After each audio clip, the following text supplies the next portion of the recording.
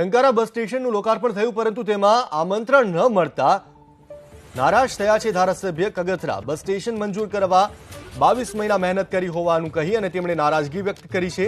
લોકાર્પણ કાર્યક્રમમાં ભાજપના નેતાઓને આમંત્રણ અપાયું, પરંતુ સ્થાનિક ધારાસભ્યને આમંત્રણ ન આપવામાં આવ્યું. મોરબીના ટંકારા બસ સ્ટેશન લોકાર્પણ કાર્યક્રમમાં આમંત્રણ ન મળતા કોંગ્રેસના ધારાસભ્ય લલિત કગથરાએ નારાજગી વ્યક્ત કરી છે. બસ સ્ટેશનના લોકાર્પણ કાર્યક્રમમાં ભાજપના નેતાઓને આમંત્રણ જ્યારે ચૂંટાયેલા પ્રતિનિધિને જ આમંત્રણ ન હોવાનું કહીને લલિત કગથરાએ સવાલ ઉઠાવ્યા છે. તેમનું કહેવું છે કે બસ સ્ટેશન મંજૂર કરાવવા માટે 22 મહિના સુધી મહેનત કરી, પરંતુ તેમને જ લોકાર્પણ કાર્યક્રમની અંદર આમંત્રણ ન મળ્યું, જેના કારણે તેઓ નારાજ થયા છે. લોકાર્પણ કાર્યક્રમમાં ભાજપના નેતાઓને આમંત્રણ મળ્યું છે, પરંતુ સ્થાનિક ધારાસભ્ય ચૂંટાયેલા જનપ્રતિનિધિને જ આમંત્રણ નથી આપવામાં આવ્યું, જેના કારણે લલિત કગથરા નારાજ થયા છે.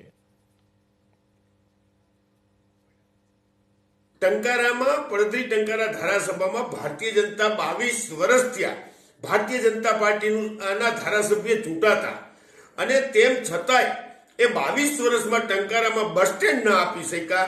એ આ લલિત કગથરાએ ચેલેન્જ મારી હતી કે 22 મહિનામાં ટંકારામાં બસ સ્ટેન્ડનું ખાતમુહૂર્ત થશે ને ટંકારામાં મારા પ્રયત્નોથી સરકારશ્રી સાથે માથાકૂટ કરીને વિજયભાઈ પાસે રજૂઆત કરીને ટંકારામાં જો બસ સ્ટેન્ડ મંજૂર કરાવ્યું હોય, અને આજે બસ સ્ટેશનના ખાતમુહૂર્તમાં માત્ર ભારતીય જનતા પાર્ટીને ઇન્વિટેશન આપે અને હું લલિત કગથરા ધારાસભ્ય હોવા છતાં પણ અમને એ ખાતમુહૂર્તમાં બોલાવે નહીં, એ માત્ર ને માત્ર સરામ પ્રોટોકોલનો ભંગ છે.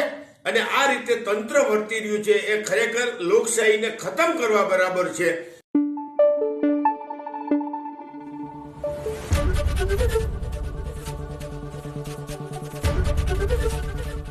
એબીપી અસ્મિતા, ગુજરાતની અસ્મિતા.